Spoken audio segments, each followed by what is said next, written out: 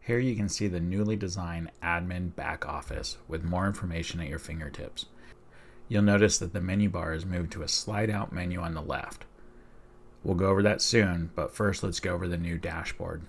The first widget I'd like to show you is the occupancy graph. Here you'll see the number of new wristbands and closed wristbands by hour. You'll also see the current occupancy in orange and total occupancy for the day in green. You can mouse over any point to get the detailed data. The next widget is product mix. This will give you a quick glance at what you have on tap. You can use this to make sure you have a large range of products and not too many of a single one. You can click the question mark on any of these widgets to get detailed data. Next, we have the number of taps overdue for cleaning. We recommend cleaning all taps every 2 weeks to keep your customers safe and healthy while maintaining the iPourIt equipment. You can see these 2 lines haven't been cleaned in quite a long time. This can cause issues with the meters becoming sticky and not accurately measuring what is poured. It can affect the taste of the product being dispensed, and most importantly, it's not healthy for your customers. Next is the count of meters that may possibly be stuck. Our system keeps track of the number of times a tap is activated without metering anything. This can happen a couple of times if people activate a tap without pouring, or if you're using a tap to demonstrate to a new customer how the system works without actually pouring anything. If the valve is activated 3 times in a row without registering a pour, we'll warn you that it might be stuck. If it happens 6 times in a row, not only will we warn you, but the system will automatically put the tap in maintenance mode to not let anyone else activate it until you've checked to make sure it's working. No surprise here that the meter that might be stuck is also the meter that hasn't been cleaned in 8 months. You can see at quick glance which taps are in maintenance mode. You can also see how old your kegs are that you have tapped. You want to make sure that you don't have too old of kegs on because the taste might be affected. It also means that you're tying up a handle for a long time with something that doesn't move quickly. You might want to discount it to get it moving again. Here you can see how many kegs are running low and how many kegs you have on deck in inventory. You can also see how many discounts are being applied automatically. The number of slow-moving kegs is something to really keep your eye on. This will show you anything that hasn't been poured in the last 3 days.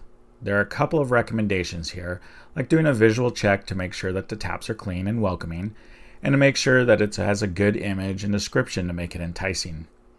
You may also want to put it on special pricing to get it moving, or maybe you just have too many similar styles on tap, and you could think about untapping it and putting something different on, and then bringing it back in a few days or weeks. Lastly, we have a count of taps that need to be cleaned in the next 10 days. Keeping the lines clean is one of the most important things for your business, so be aware when it's coming up. Let's take a look at some of our other improvements. We'll start with the liquor conversions. We made improvements to explain the conversions better. We always start with beer, and as you can see, it has a conversion of 1.0. This gives it an initial load of 32 ounces per person and a maximum pour size of 16 ounces. If you look at the wines, we have a 0.375 conversion. That limits them to 12 ounces of wine or 6 ounces per pour. Or even a spirit with a 0.125 conversion. That limits them to 2 ounces per pour and 4 ounces total before they need to be reloaded. Of course, your customers can drink any combination of any liquor types. The system will do all the heavy lifting to figure out how much they've poured of their limit. You can see the defaults here, but your system might be a bit different on the available liquor types, conversion factors, or ounce limits. Please contact support if you'd like any new liquor types or changes to your current ones. We'll move on to the tap screen changes, and I'll show you how the liquor types are used there. The on tap screen shows you all your lines, what's tapped on them, inventory left, and current pricing. If the price is in red, it indicates a scheduled discount is currently being applied. At the top, you'll see a list of those discounts being applied. In this case, you can see that we have a happy hour that applies to the first 8 taps. Let's take a look at the first tap. Here you can see the Niner Wine Estates Red is configured as a red wine liquor type.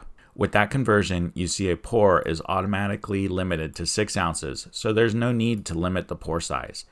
If you do limit the pour size, it'll calculate the new size based on that conversion. You can see limiting a wine to a flight size actually limits it to 1.5 ounces per pour.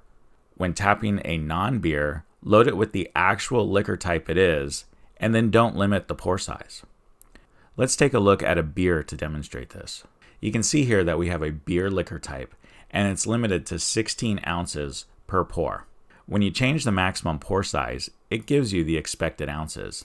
In this case, a flight of 4 ounces limits it to 4 ounces per pour.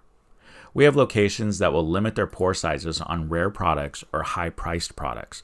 You don't want someone to pour 16 ounces of a rare sour at $2 an ounce and then want to be credited back the full $32 pour because the beer tasted sour. In that case, you're going to want to set a limit, maybe 2 ounces or 4 ounces. We have other videos that show you how to change what you have on tap by using our On Deck feature, searching the iPourIt database yourself, or even creating your own drink. Thank you for watching.